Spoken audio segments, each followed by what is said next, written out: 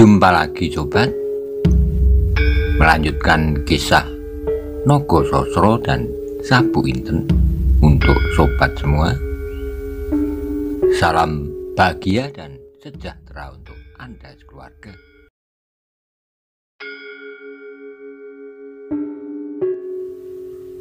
Pada episode sebelumnya dikisahkan ketika Sawung Sariti dan pengawalnya sudah terpojok, tiba-tiba ia bersiasat licik dengan menimbulkan kebakaran hebat di Kelurahan Gedangan. Kemudian Sawung Sariti dan dua anak buahnya melarikan diri. Bagaimana kisah selanjutnya? Simak bersama-sama. Suasana takut, cemas, dan bermacam-macam lagi telah menguasai seluruh penduduk Gedangan dengan kedatangan Sawung Sariti beserta rombongannya yang nampak penuh mengandung rahasia. Itulah sebabnya tak seorang pun yang berani mendekati halaman kelurahan yang menjadi terang benderang oleh lidah api yang menyala-nyala seperti hendak menjilat langit. Beberapa orang yang berdiri jauh dari tempat kebakaran memandang api itu dengan mata yang sayu serta hati yang berdebar-debar. Selama ini mereka menganggap bahwa dari rumah itulah ketertiban dan kepemimpinan pedukuhan dipancarkan. Sedang pada saat itu mereka melihat api dengan lahap telah menelannya tanpa dapat berbuat sesuatu karena mereka sama sekali telah kehilangan akal. Mereka sudah sama sekali tidak mengetahui apa yang harus dilakukannya. Tiba-tiba di antara gemertak suara api yang menjadi semakin besar itu, terdengarlah suara tertawa yang menyeramkan, yang kemudian disusul dengan suara manggil-manggil. "Wirodopo, Adi Wirodopo yang bodoh, kemarilah, kemarilah." Wirodopo, Manaan, dan Bagus Handoko terkejut. Mendengar suara itu, segera mereka berjalan perlahan-lahan mengelilingi api dan mencari siapakah yang telah memanggil-manggil. Ketika mereka sampai di sisi rumah yang hampir habis, kembali terdengar suara orang tertawa terbahak-bahak.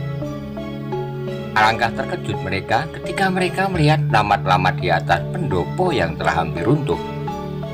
Seseorang yang berdiri bertolak pinggang. Berdesirlah dada mereka ketika mereka mengetahui bahwa yang berdiri sambil tertawa-tawa itu adalah Lurah Gedangan. Untuk saat mereka tertegun menyaksikan pemandangan yang menyeramkan. Apalagi ketika dengan mata kepala sendiri mereka melihat Lurah Gedangan berkata nyaring, "Hei Adi Wirodopo, kenapa kau menolak bekerja sama dengan kami? Lihatlah, kini rumahku sudah berdinding emas, bertiang baja. Aku kini menjadi seorang yang kaya raya. Dan sebentar lagi, aku akan diangkat menjadi bupati." Setelah itu kembali Lurah Gedangan itu tertawa terbahak-bahak. Kakang Lurah, Kakang Lurah!" Tiba-tiba Wirodopo berteriak. Lurahnya yang berdiri di tengah-tengah api yang menyala-nyala itu sama sekali tak mendengar teriakannya. Malahan masih saja ia tertawa dan tertawa. "Kakang Lurah!" teriak Wirodopo sekali lagi. "Tinggalkan pendopo itu sebelum Kakang terbakar." Tetapi kali ini pun suara Wirodopo itu sama sekali tidak didengar oleh Lurah Gedangan yang telah terganggu rat sarafnya itu. Ia masih saja berdiri bertolak pinggang sambil berkata-kata tak menentu lagi.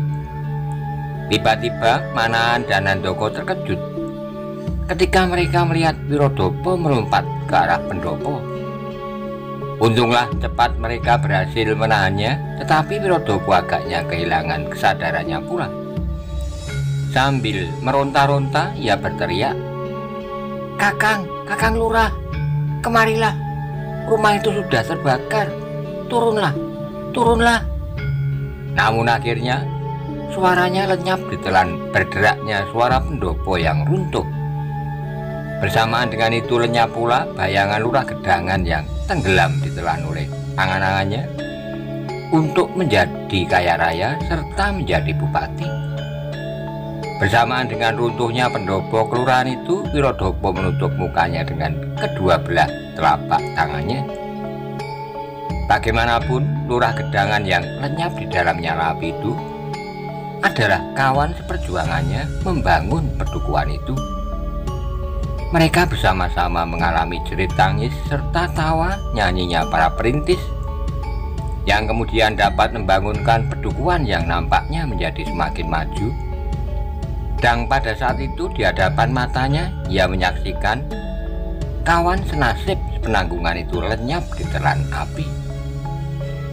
Dengan tak terduga-duga terdengarlah Wirodopo menggeram dan terisak.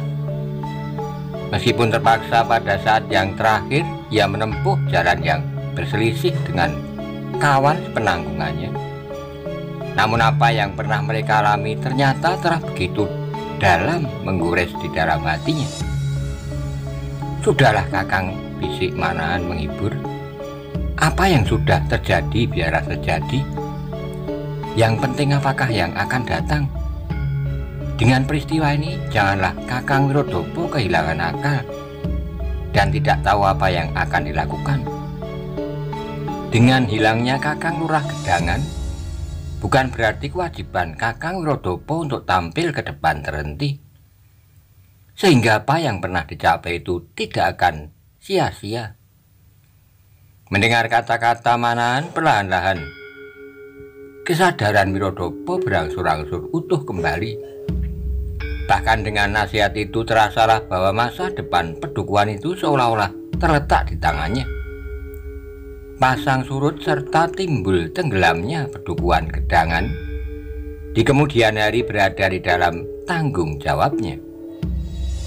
Karena itulah maka seolah-olah ia mendapat tenaga baru. Dengan tekad yang telah membulat di dalam dadanya, di tengah dahkanya mukanya, memandang kepada nyala api yang masih saja berkobar-kobar menelan korbannya. Tetapi mata Wirodopo kini sudah tidak sesayu tadi. Bahkan nampaklah memancar tekad yang teguh bahwa ia akan bekerja keras untuk melaksanakan tugas yang maha berat. Lewat matanya yang menyala-nyala yang mengimbangi nyala api yang membakar kelurahan itu, seolah-olah tersiratlah kata janjinya untuk meneruskan pembinaan pedukuhan kecil yang telah dirintisnya bersama-sama dengan orang yang kini telah luluh karena ketamakannya. Kemudian tiba-tiba melompatlah Wirodopo berdiri tegak menghadap ke arah pendopo yang telah menelan lurahnya, dan terdengarlah dari mulutnya suara bergetar perlahan-lahan. Mudah-mudahan Tuhan selalu menuntunku serta menunjukkan jalan yang benar bagiku. Demikian pula kepada rakyat Gedangan yang sedang ditelan kegelapan. Manahan dan Bagus Handoko merasakan bahwa Wirodopo benar-benar memiliki keluhuran budi. Karena itu mereka merasa terharu melihat sikapnya yang sama sekali tidak menendam pada lurahnya yang hampir saja menjerumuskannya ke dalam jurang kematian yang sangat mengerikan di tangan putra kepala daerah Perdikan Pamingit, Sawung Sariti. Berbareng dengan itu, di ujung timur fajar mulai mengembang. Cahaya yang kemerah-merahan dipancarkan ke seluruh permukaan bumi. Membelah kehitaman malam, di sana sini terdengar suara ayam jantan berkokok, bersaut-sautan, seolah-olah sama sekali tidak mempedulikan bahwa pernah terjadi sesuatu keguncangan di dalam pedukuhan kecil yang biasanya damai dan tenang itu. Seakan-akan segan menghadapi tantangan cahaya pagi yang perkasa, api yang menelan seluruh isi kelurahan itu berangsur-angsur surut. Sedang Wirodopo, Manahan, dan Bagus Handoko masih saja berada di halaman. "Tuan," kata Wirodopo kemudian, "apakah yang harus aku kerjakan pertama-tama?" Manan sadar bahwa pertanyaan yang diucapkan dengan setulus hati itu bersandar kepada keinginannya untuk mengetahui siapakah sebenarnya mereka itu. Maka dengan bersungguh-sungguh Manahan menjawab, "Kakang, menurut pendapatku, yang harus Kakang kerjakan pertama-tama adalah memulihkan kepercayaan rakyat kepada Kakang Wirodopo. Akan aku coba. Aku merasa bahwa beberapa orang masih percaya sepenuhnya kepadaku. Pada mereka akan aku bebankan pekerjaan itu. Mudah-mudahan mereka berhasil," sahut Wirodopo. Selanjutnya ia meneruskan, "Marilah Tuan beristirahat di pondokku. Barangkali Tuan sudi mengatakan siapakah sebenarnya Tuan-tuan yang telah menyelamatkan pedukuhan ini dari ketamaan, keserakahan, dan dari jalan yang sama sekali sesat yang akan ditempuh Kakang Lurah." Manahan serta Bagus Handoko tidak dapat menolak ajakan itu. Maka segera Bagus Handoko melangkah meninggalkan halaman serta rumah yang telah menjadi abu. Tapi sampai di regol dinding halaman, Bagus Handoko berhenti. Matanya kemudian menjadi semakin sayu. Mula-mula Manahan tidak tahu kenapa muridnya berlaku demikian. Tapi kemudian ia dapat menangkap apakah yang sedang berkecamuk di dalam dada anak itu. Perlahan-lahan Handoko memutar tubuhnya menghadap ke sisa-sisa reruntuhan rumah yang sudah menjadi musnah sama sekali. Dengan pandangan yang pedih, nampaklah bibirnya bergerak-gerak menyebut nama Sawung Rono, seseorang yang pernah memberinya permainan pada masa kecilnya, orang yang pernah menjadi kawannya berlatih, juga seorang dari beberapa orang yang tak begitu banyak yang merupakan pagar-pagar keamanan Perdikan Banyu Biru. Ia adalah orang kedua setelah Wonomerto. Kini orang itu telah tiada lagi. Jenazahnya pun tak dapat diselamatkan karena kekarutan yang terjadi. Manahan yang dapat merasakan sepenuhnya kepedihan hati muridnya itu merasa pula bersalah bahwa dalam keributan itu sama sekali tak diingatnya untuk menyelamatkan jenazah Sawung Rono. Namun adalah lebih baik demikian daripada dikubur di suatu tempat tanpa diketahui oleh seorang pun. "Handoko," kata Manahan menghibur hati muridnya, "marilah kita lepaskan pamanmu Sawung Rono dengan hati yang ikhlas, agar perjalanannya menghadap Tuhan tidak terganggu." Perlahan-lahan Handoko mengangguk kecil, seolah-olah memberikan hormatnya yang terakhir kepada bu jenazah Sawung Rono. Baru setelah itu ia melangkah meninggalkan halaman kelurahan itu bersama-sama dengan gurunya serta Wirodopo. Melihat keseluruhan itu, Wirodopo menjadi semakin tidak mengerti apakah hubungannya antara anak muda itu dengan orang yang terbunuh. Namun demikian ia tidak bertanya sesuatu maksudnya, biarlah hal itu disimpannya sampai di pondoknya. Sampai di rumahnya, Wirodopo disambut dengan tangis oleh istrinya yang menyangka bahwa suaminya telah lenyap dan tak akan dapat bertemu kembali. Tetapi ternyata bahwa suaminya itu kini masih utuh berdiri di hadapannya, meskipun beberapa luka-luka yang cukup banyak mengguris di tubuhnya. Karena itulah maka dengan kegirangan yang tiada terkira, Nyai Wirodopo segera menangkap beberapa ekor ayam sebagai pesta keselamatan buat suaminya. Sehari itu Manahan dan Bagus Handoko sibuk melayani dan menjawab pertanyaan-pertanyaan yang mengalir tanpa henti-hentinya dari Wirodopo dan beberapa orang kepercayaannya yang kemudian datang mengunjunginya. Mereka mendengarkan uraian Manahan dengan mulut ternganga dan hati yang berdebar-debar. Mereka sama sekali tidak mengira bahwa dua orang yang mereka sangka perantau malas itu dapat menyelamatkan pedukuhan mereka dari kehancuran mutlak. Bagus Handoko ternyata sudah tidak dapat menyembunyikan diri lagi. Terpaksa ia menyatakan bahwa dirinya sebagai putra Ki Ageng Gajah Suro yang bernama Arya Saloka. Sedangkan Maesa Jenar meskipun kemudian diketahui bukan ayah Bagus Handaka, namun ia masih berhasil menyembunyikan jati dirinya.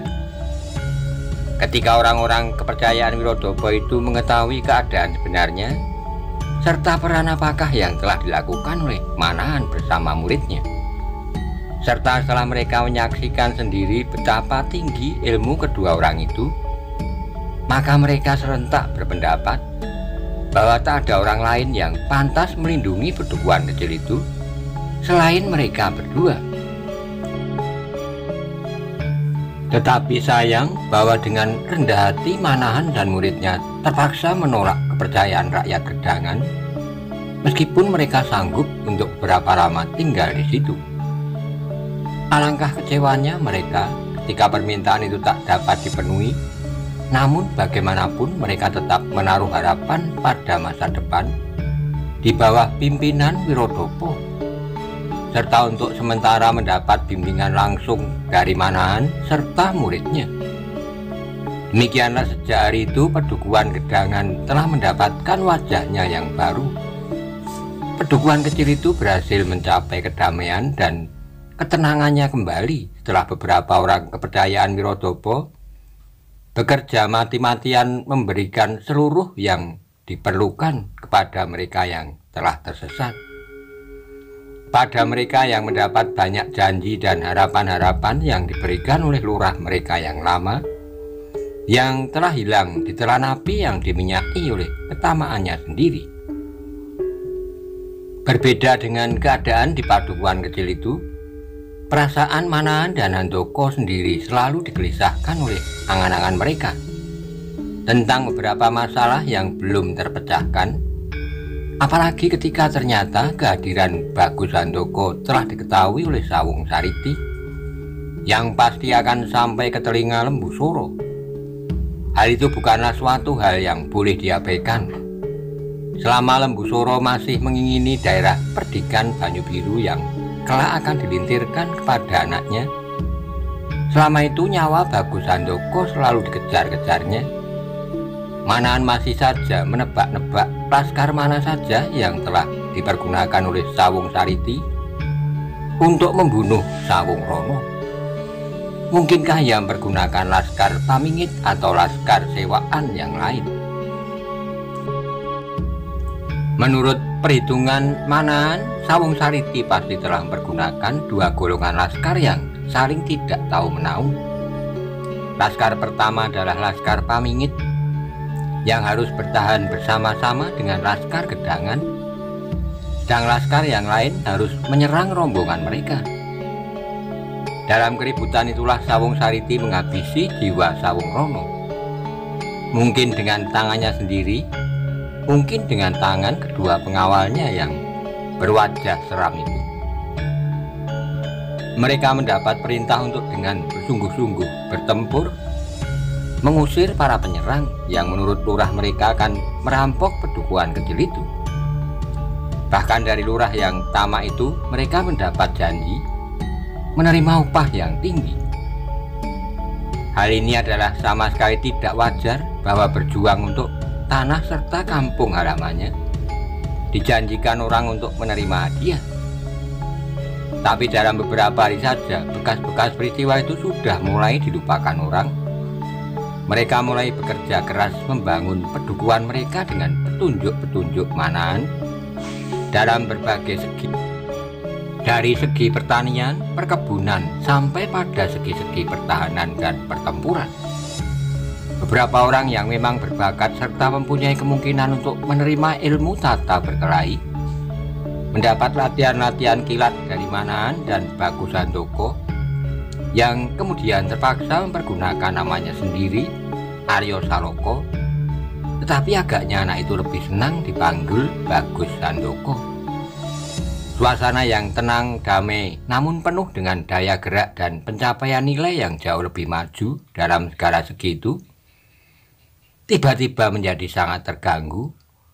Pedukuhan kecil yang hampir tidak mempunyai banyak persoalan dengan lingkungan di luarnya pada suatu saat mendadak telah dikacaukan oleh kedatangan orang-orang berkuda dari arah tenggara. Laskar berkuda itu tanpa sebab dan tanpa bertanya sesuatu langsung mengadakan pembunuhan dan pembakaran dengan ganasnya.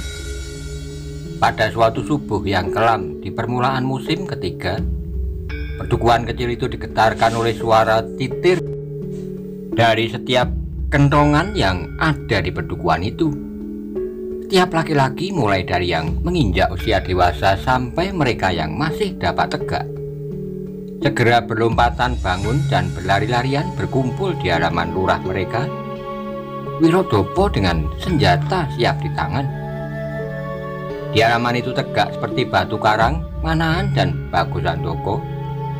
Dahi mereka nampak berkerut-kerut penuh dengan teka-teki tentang serbuan dari orang-orang berkuda yang seolah-olah tanpa sebab dan tanpa woro-woro sedang Wirodopo sendiri sibuk mengatur barisan laskar gedangan dibantu oleh beberapa orang kepercayaannya. Dalam pada itu datanglah berlari-larian seorang pengawas yang melaporkan bahwa pasukan berkuda itu dipimpin oleh 2 orang suami istri. Tergetarlah dada Manahan mendengar laporan itu, karena itu segera bertanya, "Kau melihat kedua orang suami istri itu?" "Ya Tuan, aku melihat sendiri. Beberapa kawan kami yang mencoba menahan serangannya menjadi binasa hanya dengan sapuan tangan mereka," jawab pengawas itu. "Bagaimanakah bentuk tubuh mereka?" tanya Manahan mendesak. Si suami bertubuh gagah kekar, berambut lebat hampir menutupi seluruh wajahnya. Istrinya bertubuh tinggi, ramping, berkuku panjang, seperti seekor harimau betina, jawab orang itu pula. "Simorodro Gunung Tidar," desis Manahan. Mendengar nama itu, hati Wirodopo bergetar. Begitu pula mereka yang pernah mendengar nama itu, termasuk Bagus Handoko.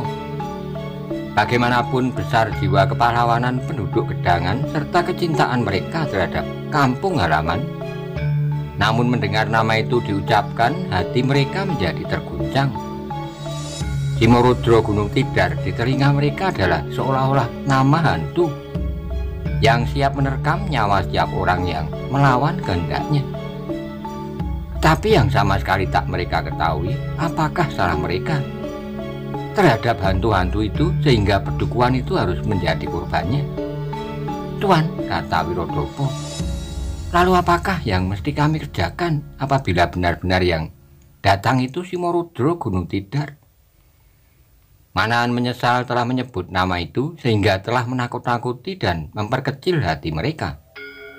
Karena itu, untuk mengembalikan keberanian laskar Gedangan, Manahan menjawab dengan tertawa kecil, "Kakang Wirodopo, bukankah kami sudah bertekad untuk mempertahankan setiap jengkal tanah dengan tetesan darah?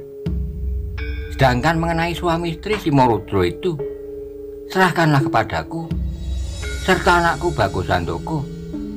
Mereka adalah kenalan lamaku. Mungkin ia akan berpendirian lain setelah melihat aku di sini."